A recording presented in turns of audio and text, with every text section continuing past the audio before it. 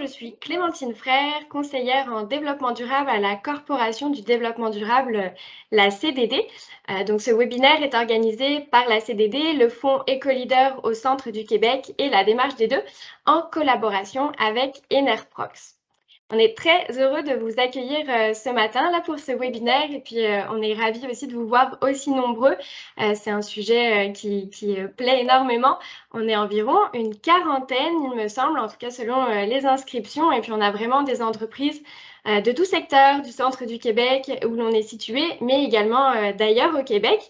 Alors merci à vous d'être parmi nous ce matin. Quelques mots sur la Corporation du développement durable. Donc, on est un OBNL créé en 2012 qui a pour mission de sensibiliser, de mobiliser et d'outiller les organisations régionales en développement durable. Alors, nos bureaux sont situés à Victoriaville et nos activités couvrent le territoire de la région centre du Québec. Notre rôle est d'accompagner les organisations dans le développement de pratiques d'affaires et dans le déploiement de projets concrets en développement durable.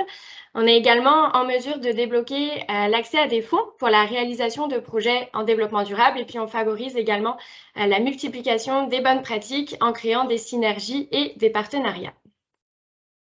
Donc la CDD porte et collabore dans différents projets d'accompagnement aux organisations. Parmi les services offerts, on vous présentera notamment à la fin du webinaire la démarche des deux, qui est un accompagnement en développement durable, le fonds Éco-Leader ainsi que le fonds Éco-Propulsion pour le volet financement. Puis en plus de ces services, la CDD est impliquée dans d'autres projets et puis offre notamment des services en économie circulaire, donc en faisant réseauter les entreprises pour que les résidus des unes deviennent des matières premières des autres. Et puis on est également impliqué dans l'écoparc industriel Daniel Gaudreault, le forum de développement durable et la chaire de recherche municipale pour les villes durables. La CDD, c'est une belle équipe dédiée de 8 employés que vous voyez à l'écran. On a chacun un parcours riche et diversifié. Et puis, Jacinthe Roy, qui est la directrice générale, et puis l'ensemble de l'équipe sont présents ce matin pour ce webinaire. Les objectifs de ce webinaire maintenant sont d'abord de vous informer et de vous sensibiliser sur le sujet des émissions de gaz à effet de serre. Et puis ensuite de vulgariser les concepts de réduction des émissions et puis de décarbonation. Ensuite, on amènera justement les entreprises à reconsidérer l'efficacité énergétique au profit de la décarbonation. Et puis enfin, on présentera des pistes de solutions pour décarboner vos activités et vos bâtiments. Donc, le webinaire va se dérouler en 4 temps. Je vais laisser la parole à Christian Poudrier, président-directeur général d'Enerprox, pour vous présenter ces enjeux et les solutions de la décarbonation. Et puis, il vous présentera également des exemples d'entreprises pour vous inspirer dans cette démarche.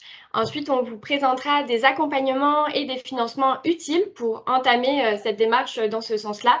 Et puis, on procédera enfin à une période de questions. Donc, je vous souhaite à toutes et à tous un très bon webinaire et puis je cède maintenant la parole à Monsieur Poudrier. Puis je vais également quitter le partage d'écran pour qu'il puisse partager sa présentation. Bonjour à toutes et à tous. Merci d'être présents et présentes cet après-midi. C'est très apprécié. Est-ce que le son est bon de mon côté? Parfait. Donc, je vais partager mon écran.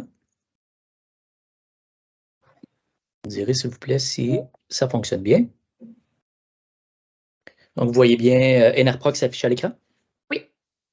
Parfait. Donc, mon nom est Christian de Enerprox. Petite parenthèse, je suis à Lille en ce moment, en France. Enerprox a été invité à faire partie de la délégation québécoise dans le cadre du corridor Québec-France pour accélérer la transition énergétique. Donc, une belle matinée ce matin en France, à Lille. Nous sommes situés dans l'écoparc industriel Enerprox. Notre mission, simplifier l'accès à l'énergie durable. Qu'est-ce que l'énergie durable? Toujours en lien avec le développement durable, donc l'aspect socio-économique et environnemental, donc créer de la valeur ajoutée au-delà des économies d'énergie. Au Québec, il faut savoir que le chauffage des bâtiments représente approximativement 2 milliards de dollars de consommation chaque année. Donc, malgré le fait qu'il y a de l'hydroélectricité en abondance, les grands bâtiments, encore en 2022, sont chauffés au combustible fossile, à savoir le gaz naturel, propane et mazout au Québec. qu'est-ce que fait Enerprox? Puis, ce n'est pas un pitch de vente, là, je vais passer très rapidement sur ce que Enerprox fait et me concentrer sur les objectifs du webinaire par la suite. Donc, ce que nous faisons chez Enerprox, essentiellement, nous assemblons des solutions modulaires qui intègrent des thermopompes aérothermiques avec des équipements de récupération de chaleur, des chauffe-eau pour la valorisation des kilowatts hors pointe et l'intégration de capteurs solaires. Donc, nous intégrons des capteurs solaires sur les toits, les gazebos, mais aussi au niveau des enveloppes architecturales. Un produit que nous avons conçu et que nous assemblons à Victoriaville dans l'écoparc industriel. Donc, ça se trouve être une thermopompe de haute performance. C'est un cabinet qui est entièrement constitué d'aluminium, donc très léger. Et la vision pour nous, Enerprox, pour énergie de proximité. Donc, dans un premier temps, les capteurs solaires qui sont intégrés au module sont plutôt au niveau de la production d'énergie électrique modeste, mais dans un deuxième temps, on prévoit donc déjà le raccordement de capteurs solaires qui viennent se raccorder à même les cabinets. Donc, les solutions sont disponibles pour déployer sur les toits, mais aussi au sol. Toujours les mêmes équipements dont on parle. Et notre grosse force, c'est qu'on investit depuis des années au niveau d'un logiciel de simulation énergétique. On va faire allusion à un jumeau numérique, donc au niveau des algorithmes intelligents et du contrôle. Ce que l'on croit donc chez Enerprox, c'est que l'énergie durable doit être plus accessible que les combustibles fossiles si on veut décarboner nos activités. Donc, au niveau de l'équipe, de l'ingénierie, simulation énergétique, de la modélisation énergétique en thermodynamique. Donc, on a la chance d'avoir des gens chez Enerprox de calibre international. Je me suis fait poser la question dernièrement, est-ce que ce sont des travailleurs autonomes, des gens qui sont sur le payroll? Je vous dirais qu'on est en train de migrer vers une équipe de permanence grâce notamment à du financement qu'on a levé en 2022. Evol, qui est un très bon partenaire, je crois qu'elle est présente aujourd'hui, donc ça va nous aider d'ici la fin 2022 à convertir en emploi permanent des gens qui se sont embarqués dans la mission de Enerprox. Donc, au niveau design, conception mécanique, contrôle, approvisionnement, et essentiellement donc une équipe de champions avec aussi des précieux aviseurs. Donc, Mme Brière, qui a fait une belle carrière chez Hydro-Québec, qui est, je crois, présente aujourd'hui comme avocate. Et Yvan Clich, j'en profite pour dire, procurez-vous son bouquin, un aviseur chez Enerprox. Donc, très intéressant comme contenu. Et Bertrand Venn aussi comme aviseur, je crois qu'il est présent aujourd'hui. Donc, très rapidement, on a fait des projets. On est bien ancré au Québec avec le défi Innovation Serre Hydro-Québec, représenté au niveau de la propriété intellectuelle aussi. On a participé à différents accélérateurs. Et là, on en vient au webinaire d'aujourd'hui, donc décarbonation. On va démystifier ça ensemble. Donc, je vais me cadrer sur les objectifs que Clémentine m'a bien retransmis aujourd'hui et puis je vais focusser là-dessus pour être succinct. Donc, informer, sensibiliser sur la question des GES, donc les fameux gaz à effet de serre. Donc, pour se mettre en perspective, à 6 milliards de kilomètres, notre planète, c'est ce à quoi elle ressemble. Donc, la sonde Voyageur qui s'est retournée vers sa destination finale une dernière fois pour prendre une photo de notre petite boule bleue, mais qui paraît blanche lorsqu'on est très éloigné. Donc, rapidement, pour nous, chez Enerprox, notre philosophie, c'est qu'on s'inscrit tout simplement au niveau de la tendance naturelle depuis plus de 3 milliards d'années sur la planète. Les animaux mettent au cœur et au centre de toutes leurs préoccupations leur progéniture, donc les générations futures. Donc, pour nous, chez Enerprox, c'est naturel, chaque fois qu'on ouvre la porte le matin et qu'on entre travailler, on a à cœur de contribuer à notre façon, avec nos compétences, à offrir aux générations futures un avenir qui va être propice à leur épanouissement. Donc, tout le monde le sait, mais c'est quand même utile de le mettre en évidence au niveau d'une courbe ici, un mur en fait, plutôt qu'une courbe. Donc, les changements climatiques, la quantité de gaz à effet de serre que l'on a accumulé dans l'atmosphère, c'est bien réel, c'est scientifique, c'est démontré. Et parti sur cette tendance, si nous ne corrigeons pas à court terme, il y aura, on le sait tous, des conséquences graves. Donc, pour amener ça de façon très terre à terre, si on donne des exemples au niveau du gaz naturel, du mazout et du propane, pour un propriétaire ou un locataire même de bâtiment qui paie une facture d'énergie, si on ramène ça à la plus simple expression, en équivalent voiture, on peut assumer qu'une facture autour de 10 000 $ de gaz naturel équivaut approximativement à 10 voitures qui fonctionnent au combustible, donc à l'essence. Donc, le gaz naturel, le propane, le mazout, que l'on brûle sur nos toits pour chauffer nos bâtiments, c'est plutôt abstrait parce qu'on ne le voit pas nécessairement, mais il faut savoir que ce sont des quantités qui sont importantes si on compare au transport. Donc, la fameuse taxe carbone, j'en profite pour faire un petit point d'information là-dessus. À l'échelle du Canada, c'est la projection au niveau de l'augmentation des coûts carbone. On peut avoir toutes sortes de débats là-dessus. Est-ce que ça va vraiment atteindre 170 $ la tonne en 2030? C'est à voir, mais la réalité, c'est qu'il y a déjà un mécanisme au Québec. En fait, c'est le Western Climate Initiative qui est établi. Et sur la facture de gaz naturel, on voit le SPED, donc le système de plafonnement de droits et d'échange de gaz au niveau des émissions de gaz à effet de serre. Donc, c'est bien réel. C'est une taxe qui est en application et qui va certainement croître dans le futur. Donc, il y a plein de gens, il y a plein de débats qui se font à savoir si vraiment ça va se poursuivre. Il faut savoir que la Cour suprême du Canada a finalement entériné cette taxe carbone, malgré qu'il y avait des contestations au niveau des provinces. Donc, c'est une tendance qui est là pour rester. Donc, vulgariser les concepts d'efficacité énergétique versus la décarbonation. Donc, c'était dans les objectifs de venir démystifier ça.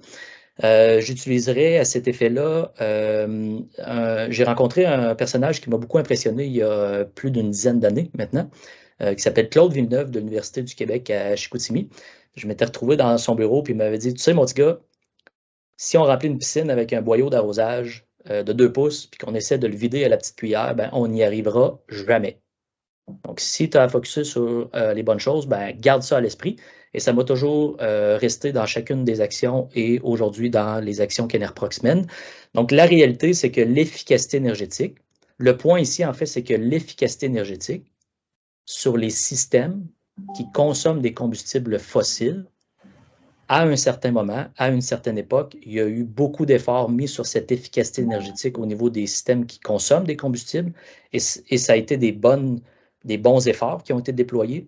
Maintenant, en 2022, la réalité, c'est que si on veut atteindre la carboneutralité à l'échelle du pays en 2050, il faut rediriger nos efforts vers la décarbonation et cesser de mettre des efforts autant que possible sur la réduction, l'efficacité énergétique au niveau des combustibles fossiles. Puis si je peux très humblement utiliser un comparatif, c'est la même chose que les voitures. À un certain moment, il y a eu beaucoup d'efforts mis à diminuer la consommation par litre. À un certain moment, il faut accepter qu'il y a une transition énergétique à faire vers l'électrification. Donc, c'est le point porté par Enerprox. Donc, pour mettre en perspective ici à l'échelle du Québec, donc cette efficacité énergétique réalisée sur les combustibles, si on avait à miser là-dessus, premièrement, prendre en considération qu'il y a approximativement 50% de l'énergie qui est perdue, donc au niveau de, entre autres, la combustion des énergies fossiles. Et donc, si on veut y arriver, non seulement il faut réaliser l'efficacité énergétique, il faut maintenir l'efficacité énergétique, mais il faut miser sur une énergie qui va être propre. Dans ce concept, il faut intégrer l'énergie propre, l'énergie durable, à même cette notion d'efficacité énergétique. Petit point d'information ici. Donc, en passant, c'est l'état de l'énergie publié par le HEC, M. Pinault, qui publie toujours de façon très vulgarisée, beaucoup de bonnes informations. Donc, se mettre en perspective au Québec, nous sommes de grands consommateurs d'énergie si on se compare ailleurs. Donc, non seulement il faut décarboner, mais il faut aussi le faire de façon à consommer, on va faire allusion à la sobriété énergétique, donc super important de miser là-dessus. Donc, ici, source d'inspiration au niveau de la décarbonation profonde. Donc, dernièrement, j'ai entendu ce terme décarbonation profonde et depuis, je l'ai à l'esprit toujours lorsque je pense à décarbonation. Donc, il ne faut pas le faire à moitié, il faut le faire jusqu'au bout. Donc, pour chercher les sources d'inspiration, pertinent de s'inspirer de ce qui se fait ailleurs. Donc, la réalité actuellement, c'est que la Chine, l'Asie, est très loin au-devant. Donc, et j'en profiterai peut-être pour petit éditorial. On dit qu'il y a du, puis là je vais être un petit peu cru, mais on dit qu'il y a du racisme envers les Afro-Américains, mais je suis toujours très, très surpris à quel point il y a du racisme et très fort envers les gens de la Chine. Donc, distinguer peut-être l'appareil gouvernemental des êtres humains de la Chine. Donc, il y a des êtres humains en Chine qui sont formés, qui sont éduqués, qui travaillent, qui sont des entrepreneurs et qui, aujourd'hui, drivent le marché de l'énergie propre, drive le marché au niveau du solaire, des batteries, de l'éolien, des voitures électriques. Donc, il y a un très gros mouvement en Chine de responsabilité sociale. La Chine s'est développée sur un modèle avec beaucoup de pollution, nord-américain aussi, mais tournons-nous vers la Chine, voyons à la rapidité à laquelle ils exécutent la transition énergétique. Il y a des sources d'inspiration et éviter le jugement quand on se regarde le nombril, des fois, il faut se comparer. Bref, il y a au niveau de la transition énergétique quelque chose de très intéressant qui se passe en Chine, outre toutes les polémiques, et je n'ai pas d'opinion sur le gouvernement chinois en particulier, mais la transition énergétique, c'est en Chine que ça se passe. Pourquoi? Ici, il y a des faits. Donc, vous voyez en rouge la courbe au niveau de la Chine, c'est l'adoption des véhicules électriques. Donc, c'est en explosion actuellement au niveau des véhicules électriques. Au niveau du solaire, et c'est seulement 2 exemples, donc près de 100% des wafers, qui sont les gaufres des capteurs solaires, sont produites en Chine. 85% des cellules photovoltaïques sont produites en Chine. Donc, éventuellement, s'inspirer de ce qui se fait au niveau de la mise à l'échelle industrielle en Chine. Pourquoi pas revenir à l'industrialisation, à la mise à l'échelle automatisée du point de vue nord-américain, ce serait intéressant. Mais quand on se tourne vers la Chine, on voit des choses, des chiffres qui sont impressionnants. Autre que la Chine, à l'échelle de la planète, il faut savoir que de 2020 à 2021, les engagements de cibles ont doublé, donc basés sur la science. Donc ça, il y a beaucoup de polémiques encore une fois là-dessus. Est-ce que les entreprises se donnent des bons objectifs? Est-ce que c'est du greenwashing? Oui, il y a eu du greenwashing pendant des années. La réalité aujourd'hui, c'est que les entreprises qui sont sérieuses et qui se dotent de rapports de sustainability qui se tiennent, le font en fonction de la science. Et encore une fois, on peut critiquer, mais il y a quand même des très gros avancements qui se font du côté corporatif à l'échelle de la planète. En Europe, au niveau des municipalités, au niveau des régions, ça drive beaucoup le marché. Donc, une centaine de municipalités d'ici 2030 qui visent la carboneutralité. Donc, ce n'est pas rien quand on parle de carboneutralité, de décarbonation complète. Imaginons à quel point, si dans une entreprise, c'est un défi de décarboner les activités, imaginez à l'échelle d'une ville, d'un État ou d'un pays. On ne peut imaginer en fait le chantier qui nous attend lorsqu'on se lance dans un effort de décarbonation totale. C'est majeur ce qui est en train de se passer. Puis notamment l'endroit où je me trouve à Lille, c'est un bon exemple. Ils se sont bâtis sur l'industrie du charbon et aujourd'hui, c'est le créneau des technologies propres, le créneau du développement durable qui drive les nouvelles entreprises et il y a une richesse qui est en train de se développer sur cette filière de clean tech. Donc, à l'échelle du Canada, il faut savoir que d'ici 2050, on souhaite la carboneutralité, donc 0 émission de carbone d'ici 2050. Et à l'échelle du Québec, on vise donc la même chose, 2050, et d'ici 2030, c'est approximativement 37,5% de réduction de gaz à effet de serre d'ici 2030. On est en 2022, c'est demain matin. Donc, si on regarde la courbe ici au niveau des projections, toujours au niveau de l'état de l'énergie, on voit qu'on n'y est pas du tout. Donc, si on veut la carboneutralité d'ici 2050, il faut inverser en fait complètement la courbe qui se dessine à l'horizon. Donc, carboneutralité, se sevrer des combustibles fossiles jusqu'à l'atteinte d'un bilan carbone. Pourquoi? On parle de développement durable, socio-économique, environnemental. Donc, au niveau environnemental, on sait que c'est un risque à l'échelle de la planète, pas juste pour certaines régions. Dans quelques décennies, si on ne se place pas correctement sur la trajectoire de la transition énergétique, on vivra de grands défis environnementaux, au niveau de la santé publique aussi. Et moins souvent, on en parle, mais ici, plutôt intéressante, les courbes corrélées du coût de l'énergie et du coût des aliments. Donc, on voit ici une tendance et on voit, notamment en Europe, c'est pas drôle, là, cet hiver, au Québec, on est chanceux avec l'hydroélectricité. Il faut décarboner, par contre, il faut l'utiliser, cette hydroélectricité. Mais bref, au niveau sociétal et économique, ça peut avoir des enjeux très sérieux. Donc, piste de solution. Ben, premièrement, vous m'excuserez l'expression québécoise, là, mais les mononcles et les matantes sont possiblement, et là je le dis de façon caricaturale, sont possiblement la plus grande source de ralentissement de la transition énergétique. Donc les paradigmes, les gens qui ont des impressions et qui perpétuent des mythes, donc qui datent de 10, 15, 20 ans. Moi, je suis là-dedans depuis quelques années déjà et ça m'arrive constamment d'être confronté à des gens qui ont des opinions qui ne sont pas basées sur les faits, mais qui sont basées sur des impressions ou sur des bribes d'informations qu'ils ont collectées il y a déjà un moment de ça. Donc, premièrement, au niveau des paradigmes, au niveau du recyclage des panneaux solaires, donc on doit admettre que ce qui est silicon-based, donc un panneau solaire de silicone, contient moins de 6% réellement de silicone et de métaux. Donc, la recyclabilité, le défi, c'est surtout au niveau de la délamination des panneaux. Et il faut savoir, comme nous, en fait, à Victoriaville, berceau et bientôt leader en développement durable, comme le souhaite M. le maire, on est fort en recyclage et on sait déjà, par expérience, que lorsqu'il y a une masse critique suffisante de matériel à recycler, l'économie d'échelle s'y met et la recyclabilité devient possible. Maintenant, si on a quelques panneaux solaires à recycler il y a 30 ans et que c'est marginal, non, effectivement, il n'y avait pas de recyclage à ce moment-là. Aujourd'hui, la réalité, c'est que lorsque les grands champs sont décommissionnés, il faut savoir que la durée de vie va être de 30, 35, parfois même 40 ans sur ces panneaux solaires dans les champs ou sur les toits. Donc, du moment qu'on va décommissionner ces panneaux solaires, parce qu'il y en aura une très grande quantité de panneaux à décommissionner, fort à parier que l'industrie du recyclage s'y mettra avec une bonne économie d'échelle et des bons procédés. C'est déjà le cas, en fait. Ça existe déjà. Autre mythe au niveau de la recyclabilité des batteries. Donc, c'est un mythe qu'on entend constamment, qu'on va créer un désastre environnemental. Oui, nous allons créer un désastre environnemental si nous maintenons les pratiques actuelles au niveau de la fabrication, au niveau de l'exploitation des minerais.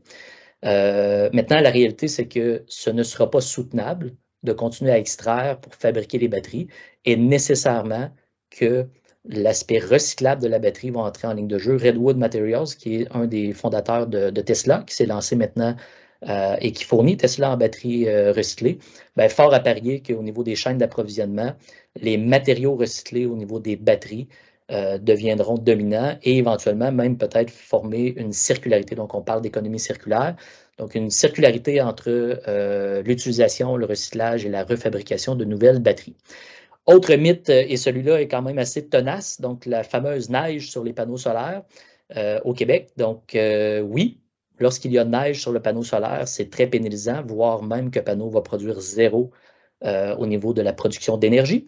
Maintenant, ici en Alberta, un institut de technologie qui a fait une étude sérieuse, donc avec 2 strips de panneaux solaires identiques au niveau des angles, a déneigé chaque fois qu'il y avait un grain de neige sur un côté, a laissé la neige s'accumuler de l'autre, et résultat, moins de 5% de perte.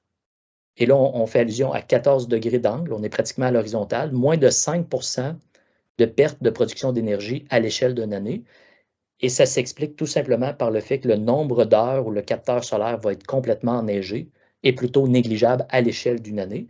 Et la réalité, c'est qu'au Québec, on va se rendre compte qu'avec les capteurs bifaciaux, donc qui produisent à la fois sur la face du capteur, mais aussi sur l'endos, on va se rendre compte que l'albédo, donc la réflexion du soleil sur la neige, va venir booster la production du capteur. Et on va se rendre compte aussi qu'ailleurs dans le monde où il y a plus de soleil, mais beaucoup de sable, on va se rendre compte que nous, on est chanceux au Québec d'avoir une belle neige qui vient nettoyer nos capteurs chaque hiver et qui assure dans le temps une production, alors que dans d'autres pays, le sable vient de façon très abrasive être négatif pour le capteur solaire.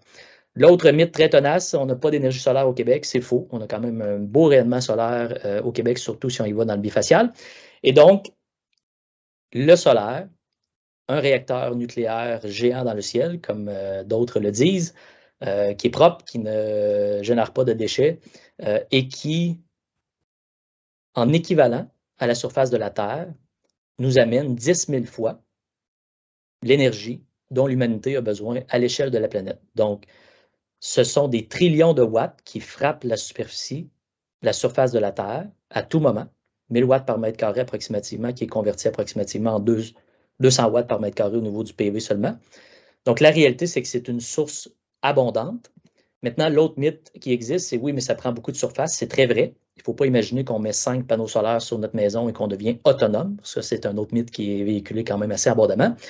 La réalité ici, au niveau des carrés noirs, donc qui sont représentés sur la map ici, la projection en 2030, donc incluant l'augmentation au niveau de la consommation d'énergie, les carrés noirs ici représentent la superficie totale de capteurs solaires requise Et c'est positionné, évidemment, on n'ira pas mettre 100% de capteurs solaires dans l'Ouest américain. C'est positionné tout simplement pour donner un ordre de grandeur en termes de superficie, de mètres carrés requis pour alimenter l'humanité dans son ensemble, incluant les projections d'augmentation de consommation d'électricité d'ici 2030. L'autre paradigme, en fait, si on avait des pistes de solutions à l'échelle du Québec, le solaire, nécessairement, l'éolien, donc l'autre mythe, le vent, ça ne souffle pas fort.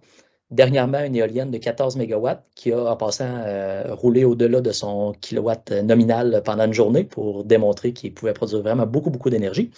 Donc, si on ramène ça, cette éolienne, une seule éolienne, et on met une métrique seulement pour se donner une ordre de grandeur. On ne dit pas qu'on va vendre le kilowattheure 10 sous, là, juste pour se donner une ordre de grandeur.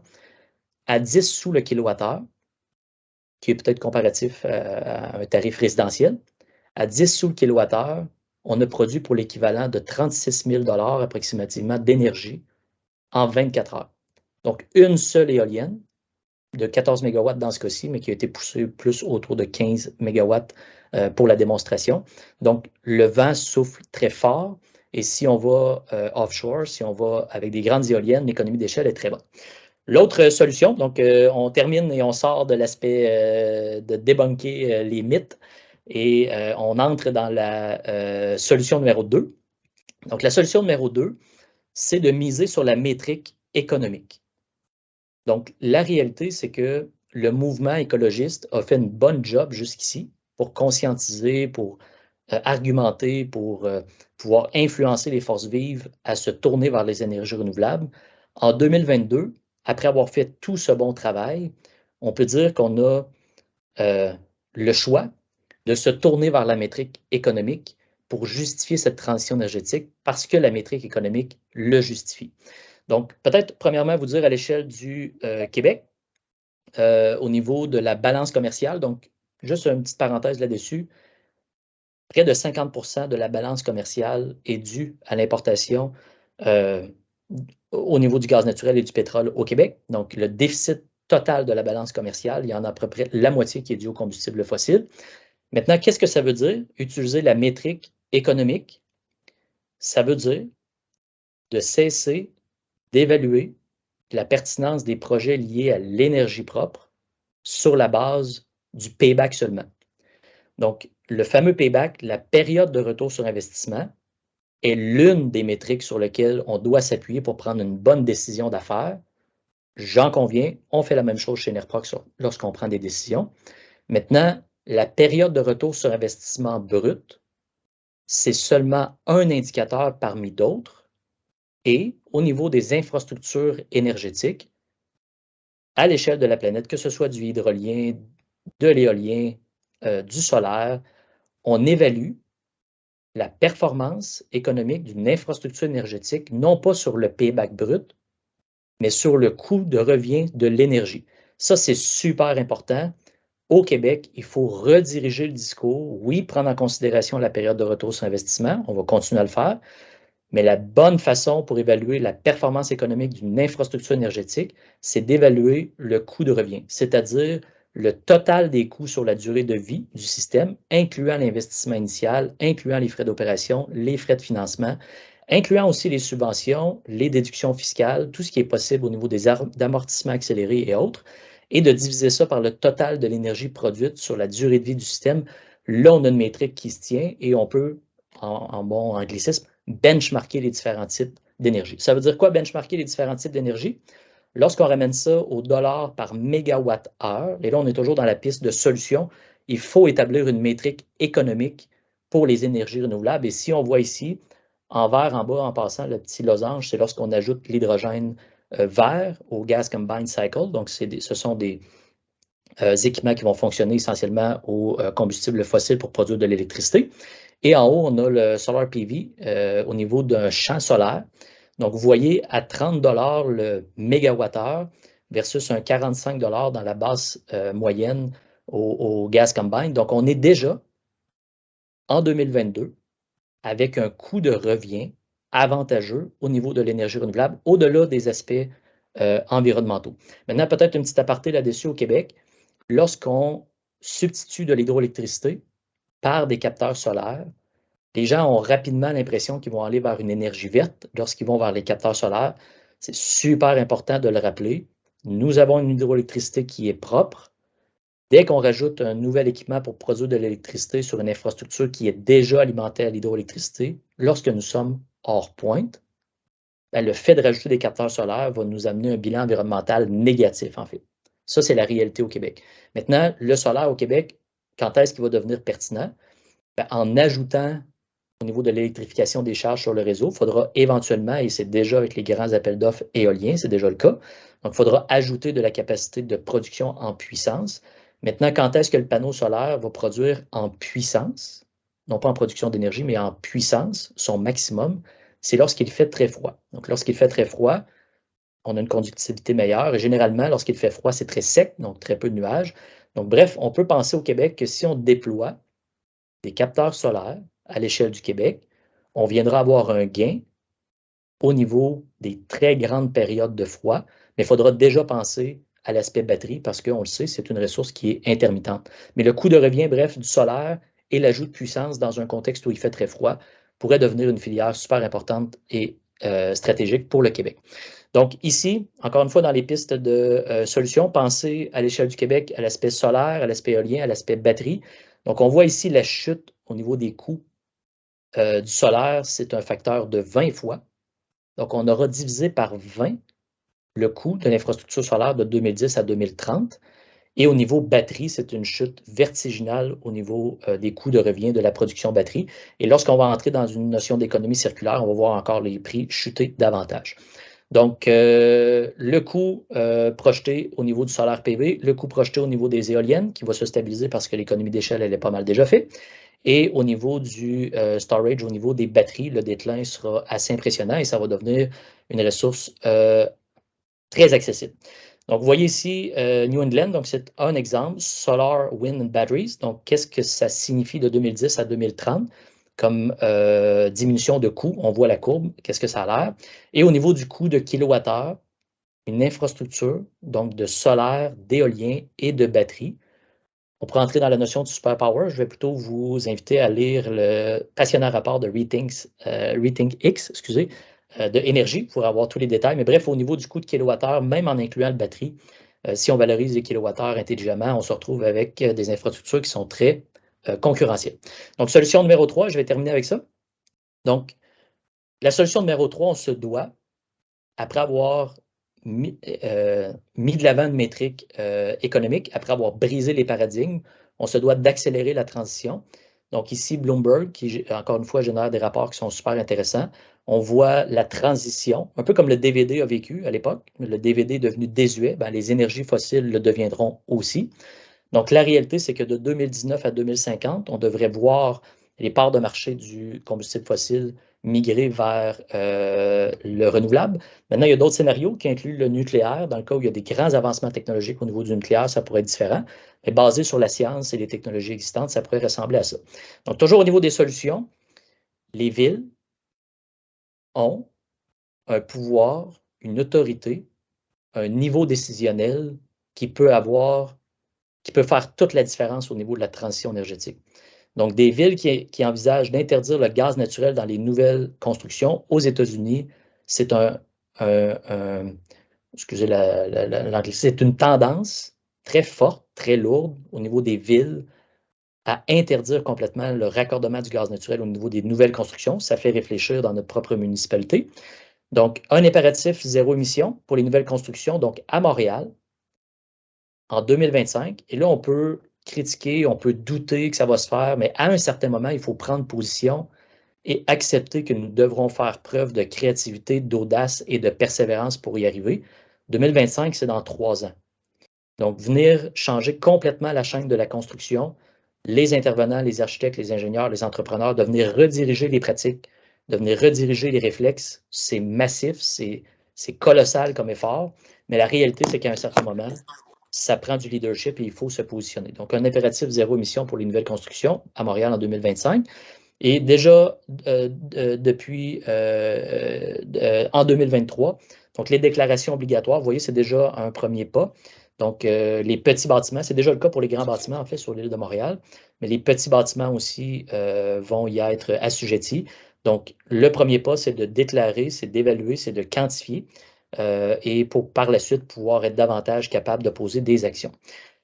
Donc, je terminerai en disant chez Enerprox, après avoir parlé d'éolien, de solaire, de batterie, pour se ramener à ce que l'on fait au quotidien, on croit que les thermopompes sont le seul moyen rationnel d'électrifier le chauffage des bâtiments.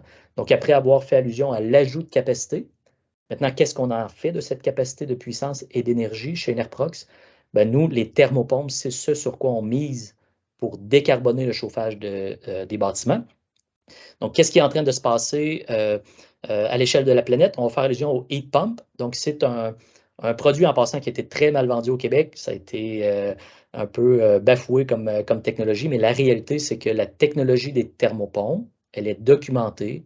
Il y a de la littérature, il y a de l'historique. Une bonne thermopompe, qu'elle soit géothermique ou aérothermique, va permettre de convertir 1 kW de puissance en plus de 2 kW de puissance thermique au final.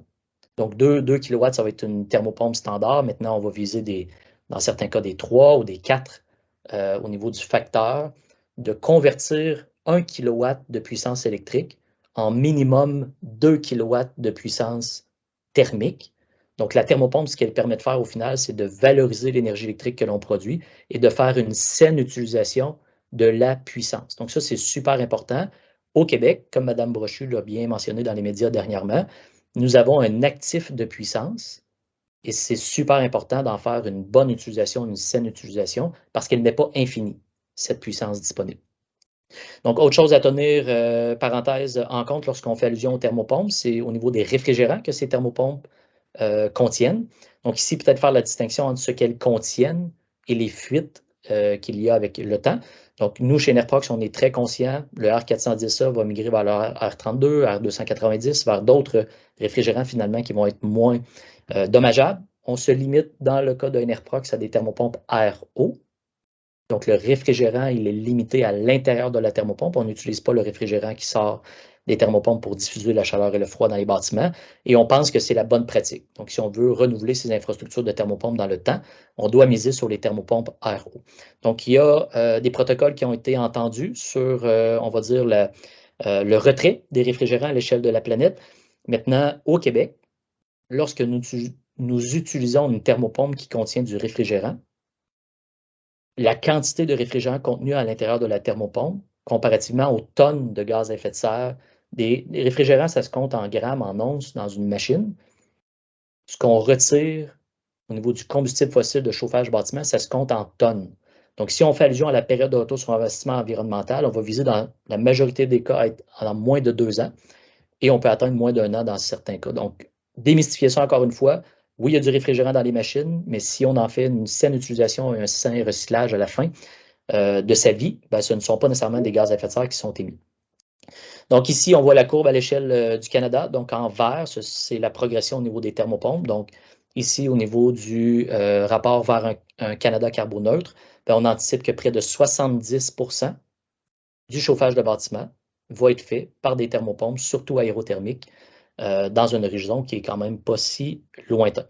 Donc peut-être en terminant, indiquer et rappeler, on a tendance à critiquer et entendre souvent des critiques sur le gouvernement québécois. Si on se compare ailleurs sur la planète, il faut dire que nous sommes très choyés. Nous avons une hydroélectricité qui est propre, abordable et en plus, nous avons des subventions qui peuvent aller jusqu'à hauteur de 75% au niveau des investissements. Donc pas juste des études, mais vraiment des investissements. Donc, il y a peut-être peu d'endroits sur la planète où ils sont aussi privilégiés, où ils ont un environnement aussi propice à effectuer la transition énergétique, et on devrait en profiter pour accélérer cette transition. Je vous remercie.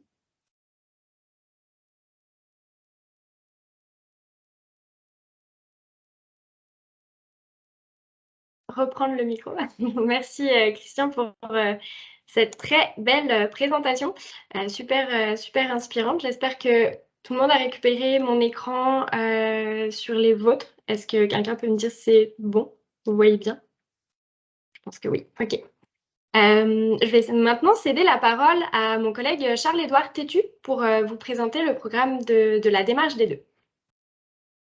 Merci Clémentine, merci Christian encore une fois. On va y aller quand même rapidement, pas trop entrer dans les détails, sinon on va pouvoir poser des questions par la suite avec lesquelles on va pouvoir répondre là, avec plaisir, donc si jamais on en avait. Donc d'abord, la démarche des deux, en fait, c'est un programme que l'équipe de la Corporation de développement durable a mis sur pied afin d'accompagner les organisations, donc à la fois des entreprises, des OBNL ou donc toute forme d'organisation, en fait, sur le territoire de la MRC, d'Arthabasca et de l'Érable, afin de mettre en place des mesures et des actions concrètes en développement durable. Donc, par là, on va d'abord se fier aux 3 dimensions différentes du développement durable. Donc, pour ceux qui ne les connaissaient pas, qui sont la prospérité économique, le bien-être de la collectivité, ainsi que la protection de l'environnement. On va avoir, par un service conseil avec notre équipe d'experts dont je fais partie, pouvoir amener les entreprises à adopter ces comportements et des actions concrètes en ces mesures. Ensuite, donc comment ça se déroule, le programme de démarche des deux? En fait, c'est un programme qui se fait en 4 étapes. D'abord, on va offrir en équipe la formation en développement durable qui dure environ 1 heure, où on va regrouper le personnel ainsi que la direction des organisations participantes à se développer des connaissances et un langage commun sur l'environnement et la lutte au changement climatique. Par la suite, on va passer au diagnostic en développement durable. Donc ça, c'est une séance de travail là, qui dure environ 3 heures à 3 heures et demie, où on va aller s'asseoir avec les organisations et réaliser de concert avec les conseillers de notre équipe, ainsi que le comité environnement qui va composer l'organisation, à venir identifier les enjeux et les besoins en développement durable des organisations que nous allons, avec laquelle on effectue la démarche. Par la suite, on effectue le plan d'action, donc où on va élaborer un diagnostic, pas un diagnostic, mais où est-ce qu'on va justement élaborer un diagnostic où on va avoir identifié à partir des 12 enjeux que je vais vous présenter par la suite, les besoins, ainsi que en fait, on va sortir un pointage que l'entreprise va pouvoir se faire sur les actions qu'elle entreprend déjà en environnement et celles où elle pourrait aller plus loin.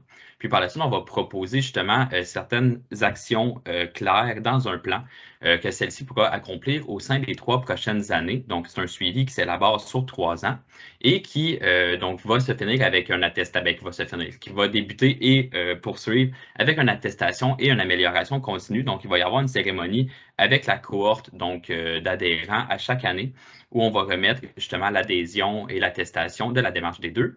Et en attestant ou en adhérant à celle-ci, on s'engage en fait à avoir une amélioration continue et donc à avoir un suivi avec notre équipe sur le plan d'action et ce qui est effectué sur une base annuelle. Donc, à chaque année, on vient à la rencontre des comités ainsi que des organisations afin de voir qu'est-ce qui a été accompli. Puis, on va proposer d'autres pistes de solutions pour les actions qui avaient été mises en place. Finalement, donc, comment s'organise le diagnostic, donc comment est-ce qu'on va évaluer la performance des entreprises et les conseillers. C'est en fait un format sur lequel on s'est appuyé sur la norme BNQ 21000 de M. Jean Cadieux. Donc, on va avoir des dimensions à la fois économiques, sociales et environnementales qui vont être touchées dans le diagnostic. Là, vous les voyez à l'écran, mais on va passer rapidement puisque je vais pouvoir laisser la parole à ma collègue Andoniaina. La stratégie organisationnelle et l'éthique, donc les critères ESG, donc en gestion d'entreprise environnementale, les politiques d'achat responsables. Surtout aussi dans la dimension sociale, on va amener les entreprises et les organisations à se questionner sur les conditions de travail ainsi que la santé et la sécurité. Puis, par la suite, d'un aspect environnemental, on va surtout traiter des questions par exemple, la gestion des matières résiduelles, de l'énergie, pour faire un petit lien avec le webinaire de ce matin. Puis, justement, la gestion des émissions de gaz à effet de serre.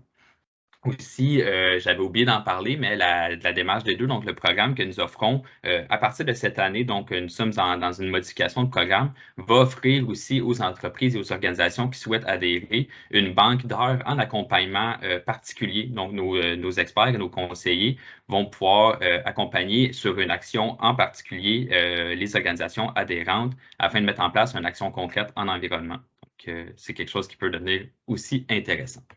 Donc, pour la suite des choses, je vais passer la parole à ma collègue Andoniaina Ranay-Vosson qui va vous présenter le fonds EcoLeader. Bonjour à tous, est-ce qu'on m'entend bien? Oui. Parfait. Donc, c'est ça, Andoniaina Ranay-Vosson, je suis l'agente du fonds EcoLeader pour le centre du Québec. Pour ceux qui ne savent pas, le fonds EcoLeader, c'est un programme qui a été mis en place par le ministère de l'Économie et de l'Innovation. Et pour le centre du Québec, c'est la Corporation du développement durable qui porte le projet. Donc concrètement, l'objectif de ce programme-là, c'est vraiment d'orienter puis soutenir les entreprises vers l'amélioration de leur bilan environnemental, puis et par le fait même accroître leur compétitivité.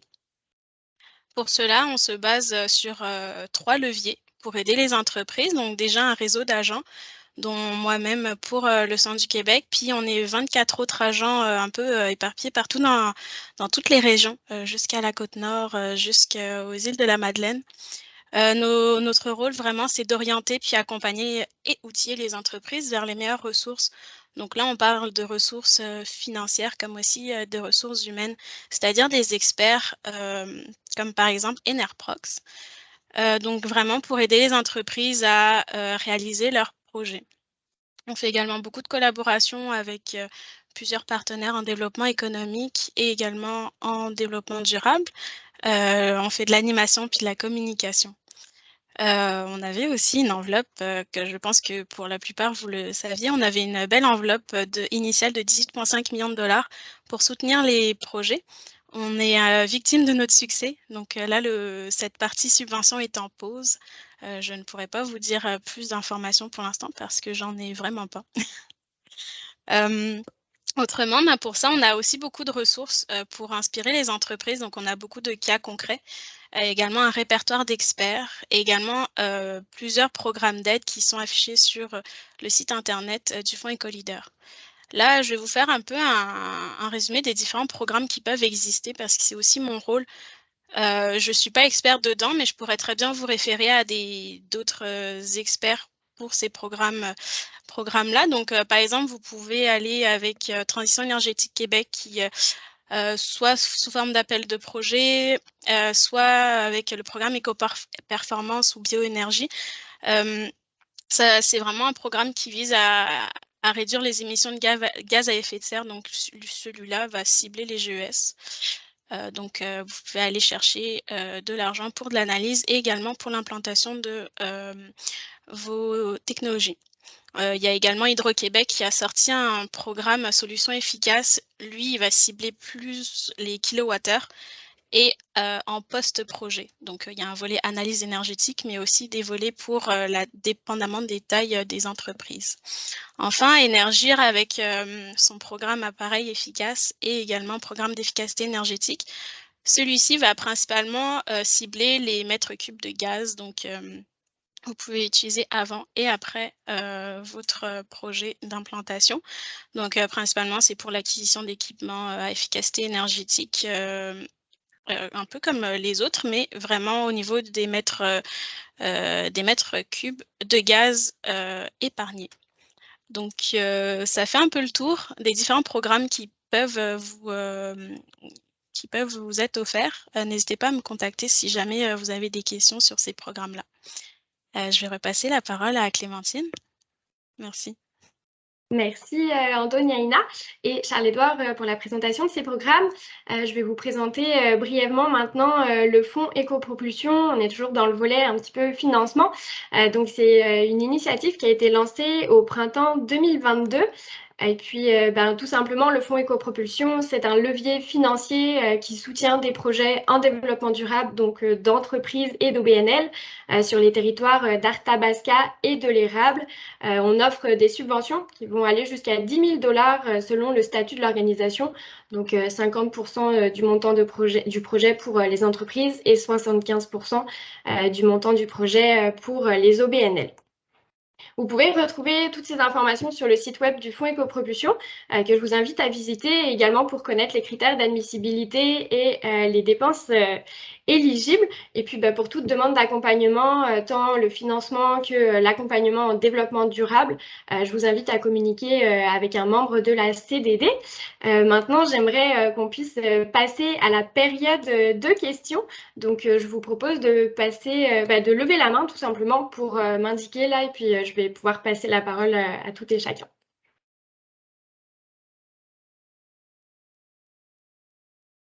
On a des questions où Christian a vraiment tout bien expliqué de A à Z. Oui, Jacinthe. Oui, bonjour Christian. Est-ce que ce serait possible que tu nous partages un exemple de ce que vous avez fait Enerprox pour une entreprise ou une institution, par exemple? Oui, absolument. Donc, notre plus vieux projet, en fait, ça se trouve à être chez Olimega à Saint-Édouard. Projet d'ailleurs qu'on avait réalisé en collaboration avec mon ancien employeur Sotec. Donc, sous forme collaborative, on avait réalisé le projet Enerprox Sotec ensemble. Donc, depuis 5 ans, Olimega, qui se trouve à être une entreprise de caméline. Il fabrique de la caméline, donc de l'huile végétale. Donc, depuis 5 ans, Olimega chauffe 100% de son usine de 10 000 pieds carrés par un système de thermopompe qui est installé, incluant des capteurs solaires qui produisent de l'électricité et qui préchauffent aussi les thermopompes. Et donc, depuis 5 ans, ni combustible fossile propane, ni chauffage d'appoint électrique. Et ça, encore une fois, on aurait pu le mettre dans les mythes, en fait. On a l'impression au Québec, parce qu'il y a eu le tarif Biénergie où nos thermopompes, le contrôle mettait à l'arrêt nos thermopompes à partir de moins 10 ou de moins 15 degrés. La réalité chez Olimega, c'est qu'il n'y a aucun autre système d'appoint que les thermopompes qui chauffent ce bâtiment. Et la réalité, c'est qu'on y est arrivé parce qu'Enerprox a proposé une solution où on a 11 thermopompes en redondance. Donc, on va faire allusion, plutôt que de centraliser les thermopompes, on va installer plusieurs thermopompes qui fonctionnent en redondance. Et pourquoi on va faire ça? Ben, c'est qu'un des principaux défauts ou faiblesses des thermopompes aérothermiques, c'est que lorsqu'il va faire très froid, il y a du givre. Parfois, on va le voir au niveau des thermopompes, le givre s'accumule au niveau de l'échangeur extérieur. Et là, ben, ça fait en sorte que la thermopompe doit inverser son cycle. Donc, prendre la chaleur du bâtiment finalement pour aller dégeler l'échangeur à l'extérieur. Et ça, ben, ça fait en sorte que lorsque la thermopompe tombe en dégivrage, non seulement elle ne produit plus d'énergie utile pour le bâtiment, mais en plus, c'est qu'elle est en train de prendre l'énergie du bâtiment pour se dégivrer. Donc, on imagine que si on a un bâtiment de 10 000 pieds carrés avec une seule thermopompe, ben, lorsque cette thermopompe tombe en dégivrage, on perd 100% de la capacité de chauffage. Il faut imaginer que c'est une boucle, parce que puisqu'il fait froid lorsqu'elle givre et qu'on a besoin de chauffage, ben, quand elle tombe en dégivrage, finalement, lorsqu'elle va redémarrer, il va y avoir un manque à gagner. Donc, il y a une boucle, un cycle qui se crée, qui fait en sorte que la thermopompe vient être très pénalisée. Donc, le projet Olimega est un bel exemple. Un autre projet aussi, la petite école Vision. Donc, je ne m'en cache pas, je suis impliqué avec ma conjointe dans la petite école. En fait, Enerprox a financé un projet il y a aussi 5 ans à la petite école Vision pour convertir. Dans ce cas-là, c'était un bâtiment ancestral qui consommait du mazout. Et puis, on a converti, on doit avoir réduit au-delà de 95% de la facture de mazout. Et en plus, on a climatisé les classes, les petites, au niveau de la petite enfance. Donc, c'est un autre exemple de réussite. On vient de livrer un projet dernièrement à la commission scolaire. Donc, un enjeu là d'amener de l'air frais, de l'air qui va être traité, qui va être filtré. Donc, non seulement on va, et nous, chez Enerprox, au niveau de ces projets-là, on veut apporter de la valeur ajoutée au-delà de la réduction des gaz à effet de serre.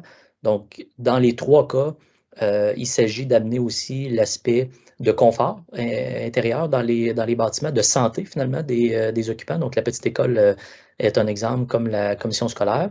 Sinon, vous dire, on a livré des projets d'énergie solaire, on a livré des projets de thermopompe, on fait l'importation de thermopompes. Puis je vous dirais, on a investi beaucoup dans les 2 dernières années en recherche et développement, beaucoup sur l'aspect logiciel. Donc, il faut admettre qu'on n'a pas réalisé des centaines de projets, mais on a réalisé des projets de qualité qui ont démontré les performances des thermopompes aérothermiques. Et en investissant dans l'aspect logiciel, ce à quoi on s'est entre autres beaucoup attardé, c'est de prendre le contrôle complet des thermopompes, incluant la gestion des composantes internes des thermopompes. Donc, on a travaillé en collaboration avec un manufacturier pour y arriver. Donc, et on n'a pas fait de développement d'affaires non plus proactif. On commence à peine à en faire parce qu'on a investi massivement au niveau de la recherche et développement pour être, on le croit, avec une solution qui est différenciée.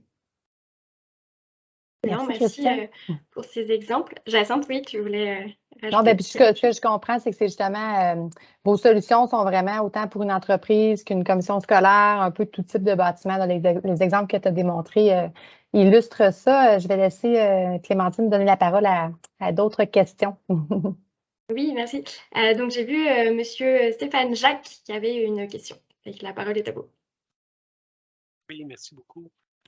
Oui, merci beaucoup. Je trouvais les solutions intéressantes, solaires et éolien, là, pour pouvoir aider, puisque lorsqu'on est déjà avec l'hydroélectricité, là, ce sont les deux options, ce que j'en ai compris de la conférence, qui seraient le plus populaires. Puis lorsqu'on regarde les différentes sociétés qui pourraient nous aider côté transition énergétique, solutions efficaces, Hydro-Québec, Énergir, tout ça, est-ce qu'il y a aussi des subventions pour le éolien et le solaire? Parce que ce qu'on a donné comme exemple jusqu'à présent, je ne crois pas qu'il y a des subventions qui sont reliées avec ça. Est-ce que vous voulez que je réponde, les gens de la CDD? Je peux y aller? Oui, si tu veux. Puis Andoniana pourrait peut-être compléter. Bien. Donc, en fait, l'utilisation peut-être avant, au niveau des subventions, non. La réponse est non au niveau des éoliens et solaires. Maintenant, la réalité, c'est que on va départager deux sujets. Lorsque nous sommes déjà à consommer de l'hydroélectricité au Québec, l'effort ne sera pas tant de décarboner davantage parce qu'on a déjà une hydroélectricité qui est très propre. Dans ce cas-là, si on est déjà à l'hydroélectricité, l'effort va être davantage sur la saine utilisation de la puissance. Donc, si au Québec, on chauffe, on va dire, avec des éléments résistifs, des bonnes vieilles plaintes électriques, la réalité, c'est qu'on a un bon coût de revient, mais l'autre réalité aussi, c'est que c'est très pénalisant au niveau de la pointe qu'on va aller chercher et au niveau de, on va dire, l'accaparement de la puissance que l'on va faire à l'échelle de la province. Donc, dans ce cas-là, fort à parier, sur la base de la science, que la meilleure solution, c'est l'intégration d'une bonne thermopompe aérothermique qui va offrir des bons rendements en contexte de climat froid. Donc, on va aller chercher ce qu'on va appeler un bon COP, donc un coefficient de performance. Donc, on va convertir davantage de puissance avec une thermopompe qu'on le ferait avec un élément résistif. Et là, la bonne nouvelle, c'est que dans ce cas-là, oui, il y a des subventions pour l'utilisation efficace de cette électricité. Mais il n'y aura pas de subventions liées à la réduction des gaz à effet de serre, par exemple, de transition énergétique du Québec, parce qu'on n'en réduira pas de façon significative lorsqu'on diminue. Et puis, pour ce qui est du solaire et de l'éolien va continuer à être au niveau des grands ouvrages, des grands chantiers, parce que ça prend de très grandes éoliennes pour avoir une économie d'échelle. Au niveau du coût de revient de l'énergie, ça prend de très, très grandes éoliennes pour arriver à un coût de kilowattheure qui est concurrentiel. Maintenant, ce ne sera pas le cas au niveau du solaire. Donc, déjà au niveau du solaire, on a franchi la barre en termes de coût de revient, des 7-8 sous le kilowattheure à l'échelle d'une petite installation. Donc, on peut dire que sur la base d'un cycle de vie, si on a à rajouter de la puissance parce qu'on va en manquer, au rythme que nous électrifions le transport et le chauffage de bâtiments, nous allons manquer de puissance dans un avenir rapproché. Donc là, le choix effectivement d'aller vers des panneaux solaires sera un choix d'avantage économique et on verra l'avenir au niveau des subventions, comment Hydro-Québec va se positionner. Mais pour l'instant, ils sont plutôt en phase, disons, exploratoire. La prairie Varennes, en passant, des grands champs de capteurs solaires qui ont été déployés. Lac-Mégantic aussi, on peut aller sur les informations à l'actualité. Il y a des grandes infrastructures solaires quand même qui se sont déployées dans les dernières années au Québec. Merci beaucoup pour l'information. J'ai un dernier point. Lorsque nos bâtiments, nous, qu'on a ici, sont principalement à l'électricité et aussi au gaz naturel. On a des serres, de grandes serres à chauffer au gaz naturel. Est-ce que les thermopompes seraient possibles de chauffer des serres? Je pense que ce ne sera pas possible. Merci pour la question. Nous sommes actuellement, nous avons été, je l'ai dit succinctement tout à l'heure, nous avons été sélectionnés dans le cadre du défi Innovation Serre qui a été organisé par Hydro-Québec, qui nous a invités à participer au défi. Nous allons déployer une solution de thermopompe à la vallée du Moulin. Donc, ça se trouve à être à Richmond, tout près de Victoriaville. Là-bas, ils font pousser des figues, donc des figuiers qui ont besoin de climat relativement exotique. Et je vous dirais, dans le contexte de la production en serre, si on veut l'autonomie alimentaire, la souveraineté alimentaire et qu'on veut contribuer à l'atteinte de ce grand rêve québécois, le chauffage va être une chose, de venir substituer le combustible fossile vers des énergies propres, c'est une chose, mais je dirais où on va avoir encore davantage de valeur ajoutée dans un contexte de serre, ce sera au niveau de la déshumidification avec récupération de chaleur. Donc, il faut, à notre humble avis, rediriger le discours, rediriger le focus au Québec. Pour les serres, l'enjeu n'est pas tant d'avoir une énergie propre à peu de frais, parce qu'à 5,59 sous pour l'hydroélectricité, on est déjà avec une énergie concurrentielle. L'enjeu, c'est davantage de cesser de déshumidifier par changement d'air, de pouvoir réinjecter des taux de CO2 qui se tiennent, de pouvoir augmenter la quantité de kilos produits par mètre carré, de pouvoir diminuer la métrique au niveau du kilowattheure par mètre carré. Donc, si on a à réfléchir au niveau des serres, misons sur augmenter la productivité, gérer les déficits de pression de vapeur, injecter du CO2, arrêter d'avoir des plants qui sont malades parce qu'ils sont trop humides, des maladies foliaires et tout ça. Donc, augmentons la quantité et la qualité de kilogrammes par mètre carré produit. Et de l'autre côté, travaillons sur l'intensité énergétique, c'est-à-dire consommer le moins de kilowattheures possible par produit. Et nous, en collaboration avec, on voit sur Énergie en commun d'ailleurs, sur le site d'Hydro-Québec où ils parlent du projet de la vallée du Moulin. Donc, le laboratoire de technologie d'énergie d'Hydro-Québec s'intéresse à ce projet, feront du mesurage. On a travaillé en amont dans le cadre du défi Innovation Serre d'ailleurs avec les différents parties prenantes au niveau des producteurs en serre, au niveau des gens qui gravitent finalement dans cet écosystème. Et bref, c'est une trop grande réponse, mais je vous dirais, pour nous, il y a les grands bâtiments, il y a les écoles, mais les serres sont le meilleur terrain de jeu pour valoriser à fond les qualités et les bénéfices d'une bonne thermopompe aérothermique où on peut faire de la récupération de chaleur en faisant de la déshumidification. Merci beaucoup. Réponse très complète, effectivement. Merci, Christian. Je vois une question d'Andoniaïna. Mais est-ce que j'ai encore le temps pour une question? C'est vrai qu'il est 10h04. Écoute, je te dirais oui. Et puis, si il y a des personnes qui doivent quitter, s'excusent pour le débordement. C'est très court là, mais mettons une entreprise qui décide demain de devenir carboneutre, son bâtiment carboneutre ou ses installations, ça prendrait combien de temps pour arriver justement jusqu'à la fin de jusqu'à avoir justement des beaux résultats, Christian? En fait, c'est dès le déploiement de l'infrastructure. Donc, si on prend le cas des bâtiments sur lesquels on se déploie existants, c'est instantané. Donc, dès on déploie l'infrastructure, on a la réduction des gaz à effet de serre qui est conséquente. Maintenant, je ne sais pas si la question elle est plus dirigée vers une période de retour sur investissement environnemental, économique ou ouais. Mettons, s'il y a une entreprise qui vient contacter Enerprox, puis avec toutes les audits, etc., ça prendrait combien de temps jusqu'à justement l'installation, puis un retour sur investissement, par exemple? Est-ce que c'est entre 6 mois, 1 an, 2 ans à avoir des résultats? OK. En fait, nous sommes en mesure de déployer les modules que nous assemblons en maximum 3 mois. Donc, on a travaillé fort sur nos approvisionnements pour avoir les ressources disponibles à Victoriaville. On a des bons partenaires d'affaires aussi. On va transformer les métaux, on va s'approvisionner en différents équipements. Donc, à l'intérieur de 3 mois, incluant l'audit énergétique, on est capable de livrer une solution. Maintenant, au niveau, j'ai mis plein de drapeaux jaunes tantôt sur la période de retour sur investissement brut, qui est une des métriques, mais on espère pas juste baser la décision sur la période de retour sur investissement. On peut espérer, si on a une solution Enerprox déployée sur un toit ou juxtaposée à un mur, on peut espérer entre 3 et 6 ans de période de retour sur investissement et ça va beaucoup dépendre du coût. Parce que si on est un grand consommateur de gaz naturel, on va avoir un coût qui est très faible.